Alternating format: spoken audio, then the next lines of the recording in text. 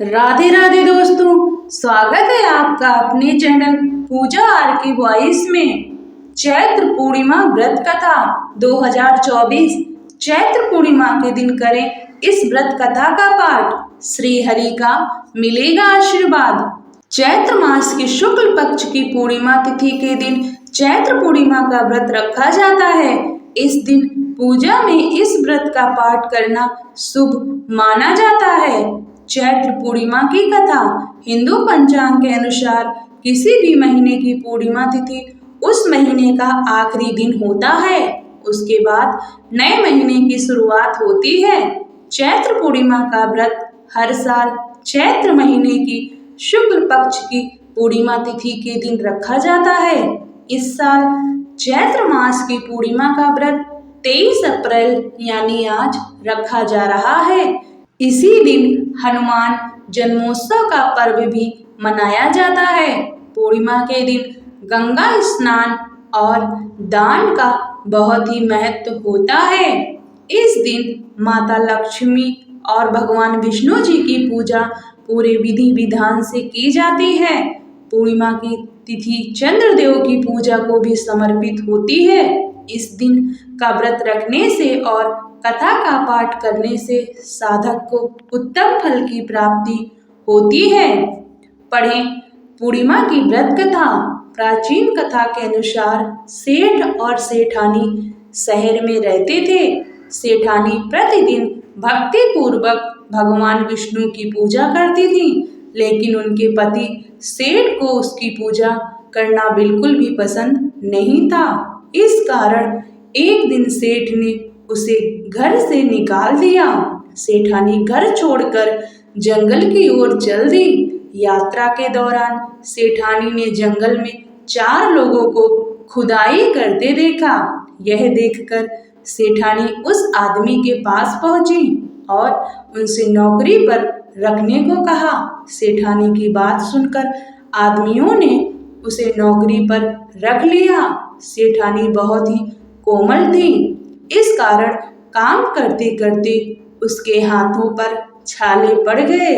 तब उन लोगों ने कहा, आप ये काम छोड़ दो, इसकी जगह आप हमारे घर का काम कर दो। सेठानी ने कहा, ठीक है। फिर चारों आदमी सेठानी को अपने घर ले आए। वहां पर चारों लोग 4 मुट्ठी चावल लाकर आपस में बांटकर खा लेते थे। यह सब सेठानी को अच्छा नहीं लगा। उसने उन लोगों से कहा कि आप लोग 4 की जगह 8 मुट्ठी चावल लेकर आया करो। सेठानी के अनुरोध पर अगले दिन चारों अपने साथ 8 मुट्ठी चावल लेकर आए। सेठानी ने 8 मुट्ठी चावल पकाया, भोजन तैयार किया, इसे भगवान विष्णु को अर्पित किया और उस भोजन को 4 पुरुषों के बीच वितरित किया। जब चारों लोगों ने खाना खाया तो उन्हें भोजन बहुत स्वादिष्ट लगा और उन्होंने सेठानी से कहा, सुनो बहन, तुमने आज जो खाना बनाया है वह बहुत स्वादिष्ट है। यह सुनकर सेठानी ने कहा कि यह भोजन भगवान विष्णु का प्रसाद है, इसलिए यह हर किसी को इतना स्वादिष्ट लगता है। सेठानी के जाने के बाद सेठ को भूखा रहना पड़ता था। उसके आसपास के लोग हमेशा उस पर हंसते थे और कहते थे कि यह आदमी सिर्फ अपनी पत्नी सेठानी की वजह से खाता था। यह सुनकर सेठ एक दिन अपनी पत्नी सेठानी को ढूंढने जंगल में चला गया। रास्ते में उसने वही 4 आदमियों को जमीन खोदते देखा। जब सेठ ने उसे देखा तो बोला, सुनो भाई, क्या तुम मुझे नौकरी पर रख सकते हो? फिर चारों ने उसे भी काम पर रख लिया, लेकिन मिट्टी खोदने से सेठ के हाथों में छाले पड़ गए और उसके बाल झड़ गए। जब चारों आदमियों ने यह देखा तो बोले, सुनो भाई, यह काम छोड़ दो, आप किसी अच्छे परिवार से लगते हैं, हमारे घर चलो, वहां काम कर लो। तब सेठ उन चारों की बात से सहमत हो गया और उसके साथ उनके घर चला गया। घर जाकर सेठ ने सेठानी को देखते ही पहचान लिया, लेकिन सेठानी ने घूंघट किया हुआ था, इसलिए अपने पति को नहीं देख सकती थी।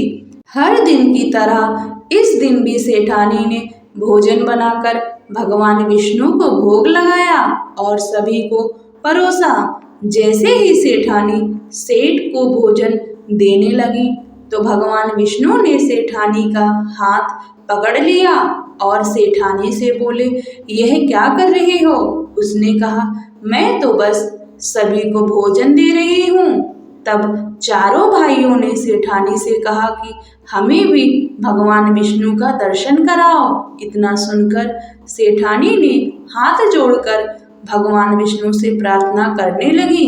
बोली, हे प्रभु, कृपया मेरी तरह इन्हें भी दर्शन दीजिए। तभी वहाँ भगवान विष्णु प्रकट हुए। यह देखकर सेठ ने सेठानी से माफी मांगी और उसे अपने साथ अपने घर चलने के लिए कहा। तब चारों भाइयों ने अपनी बहन को बहुत सा धन देकर विदा किया। तभी से सेठ भी भगवान विष्णु का भक्त बन गया और भक्ति पूर्वक उनकी पूजा करने लगा।